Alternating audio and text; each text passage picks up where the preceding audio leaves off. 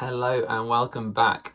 This is one of the most popular videos that I get requested when people send me messages or sometimes in the comments on other videos.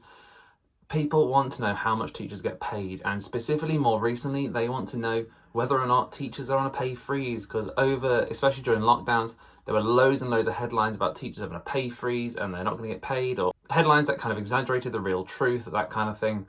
And so I thought I'd just break it down for you all and tell you what I know. Now, this is not going to be an extensive list. I'm sure there'll be things that I don't know, but this is everything that I do know about whether or not there's going to be a pay freeze, and if there is going to affect you as you're starting teaching now, and whether or not teachers' salaries are going to get pushed up or down, or what's going to happen. So do keep watching, and as always, if this is something that interests you, then please like and subscribe to the channel, because there'll be much more of this on the way every Tuesday and every Friday at 5 o'clock. So thank you very much for watching this, and let's get into it.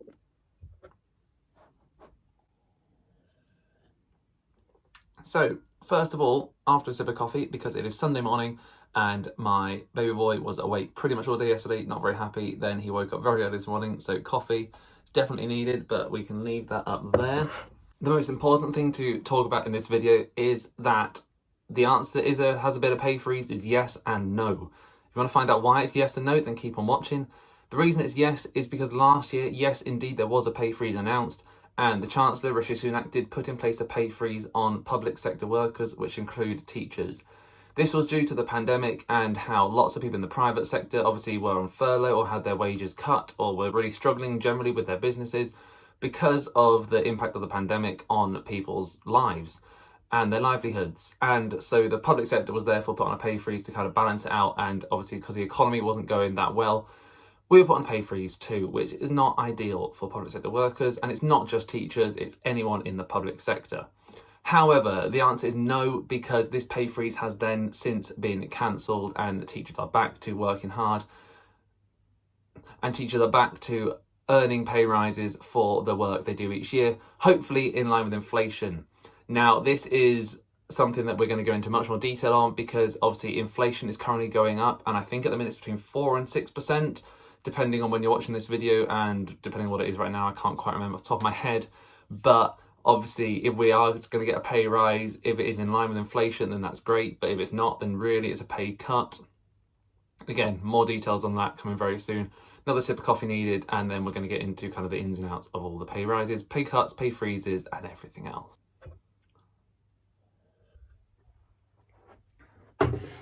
So, the pay rise. Now, pay rises are great, and obviously everybody loves them, including teachers who have been working very hard for the last few years and for the last year had that pay freeze. Now, this is great. However, there are a few concerns that the unions have raised about this pay rise, largely being the height of inflation. As I just said, it is currently on between 4 and 6%. And inflation, if you don't know, basically means that the costs of the things you are buying are going up. So the government wants inflation to be about 2%, and currently it's a bit higher than that. And if our salaries aren't going up by the same amount as inflation, then you are actually having less money to buy things. So if you earn £10 and you buy something that's worth £10, if your salary stays £10 over 2 years, but inflation is going up by 4%, obviously 4% of 10% is £1, 4%, 10% is 10p. So the going up by 4%, that pint of milk or whatever you're buying will be £10.40. You still only earn £10. You can no longer buy that pint of milk. So you want your salaries to be going up by the same amount or more as inflation. If it's going up by more, then you have more money to spend on things that you want to buy. So quick little economics lesson there. As you can tell, I love this stuff. Really interests me. Hopefully it interests you guys too. So the unions have worried that the pay rise, when it is announced, will not be the same as inflation because inflation is so high. And that would mean a real terms pay cut for teachers, even though we are actually earning more money than the year before.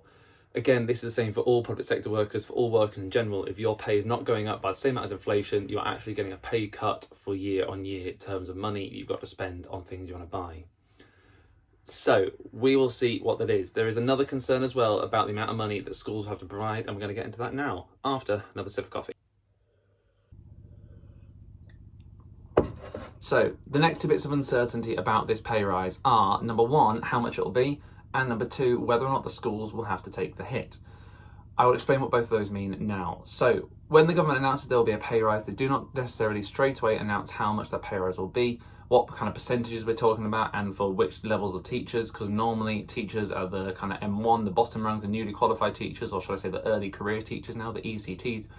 Those guys will generally get a bigger pay rise in terms of percentages than the teachers at the top of the scale, on the upper pay scale, head teachers, those kind of teachers.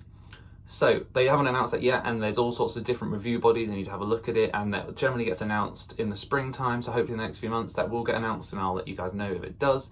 If you're looking to be a teacher, because I think it's important that you guys can obviously plan ahead in what type of salaries you'll get, especially based on if you're living in London, kind of out of London, outside of London, all the different places, different amounts of money. So yeah, we'll let you guys know, but they've not announced that yet. Secondly, in terms of schools taking the hit, there is a fear at the minute that the budgets for the DFE and for schools has been cut.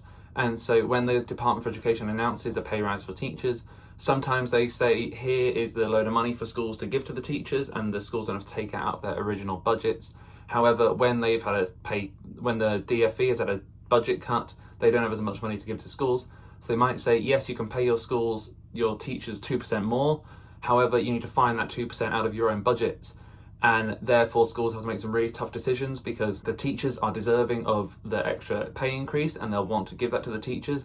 However, by giving it to the teachers, they have to take something away from the children. At the end of the day, schools use their budget to buy things for the children, to do things for the classes in their school.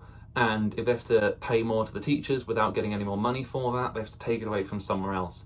So I'm sure some head teachers and people that lead finances in schools have to make some really tough decisions on where they can make those cuts to help increase pay of their teachers, and therefore increase the quality of the teaching, because they can attract better teachers, and the teachers that are there feel they are well paid and are happy in their jobs, and all that kind of thing. So it's a really, really tricky situation to be in, but it is one that may come up, and again, they'll announce that when they announce the increase, where that money will come from. Fingers crossed that schools' budgets increase, and it's just really easy. Here's the money, give it to the teachers, and they don't have to make any really tough decisions, but we will see.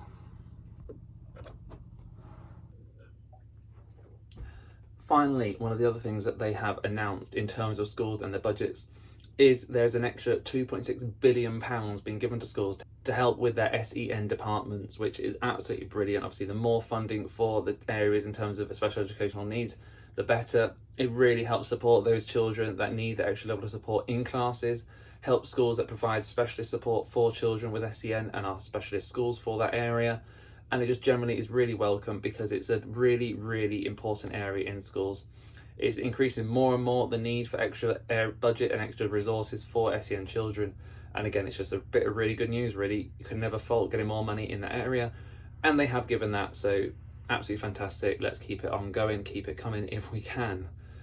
Finally, we're going to have a quick look at what is going on in terms of the catch-up curriculum. So you guys will remember, over the last year, there's been loads of talk about catch-up curriculum and what's going to get done.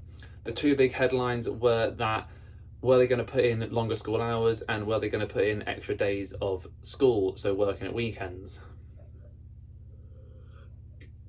You'll be glad to know these are not looking like the case. Now, I personally, I think I talked about this in a previous video last year at some point, I didn't think these were ever going to be the case, and I think they were just headlines to make good news stories. And I don't think they're needed. I think schools do an incredible job, and it's lots of hard work, and it is tough, but we're doing a really, really good job in implementing catch-up curriculums in schools in the hours that we have. And it's looking like the government is agreeing with this, and they're saying, actually, you know what, schools are doing a great job. We don't need to change anything in that sense. So it'll be a relief to you guys to know that we're not going to suddenly be asked to work from 8 till 5 with the children, and then all the extra work around that. Obviously, right now, we're normally in school for that kind of time period anyway. So yeah, it's not going to happen, I'm pretty sure. Thumbs up, very happy with that. Let's move on. Hopefully that'll never come up again, because I enjoy the working day as it is, and I personally don't think it needs to change. So yeah, that's kind of everything. Yes, teachers were put on a pay freeze. No, they're not on a pay freeze anymore, and fingers crossed they won't be again unless it's necessary, in which case, well, what can you do about it? And hopefully we'll hear in the springtime about the new curriculum. So thank you very much. I'm going to go and finish this cup of coffee, and hopefully my baby boy will be waking up after his nap in a good mood, and we can have a nice day. Need to go shopping, need to go to IKEA, need to finish off renovating the shed, which is outside in the garden. Hopefully I'll show you a clip of that once it's done, because I'm hoping to film some videos out there with some nice lighting and that kind of thing, so you'll see that in a few videos soon, fingers crossed. Thank you very much, guys, and as always, subscribe to help this channel and to see more of my videos. I will see you very soon.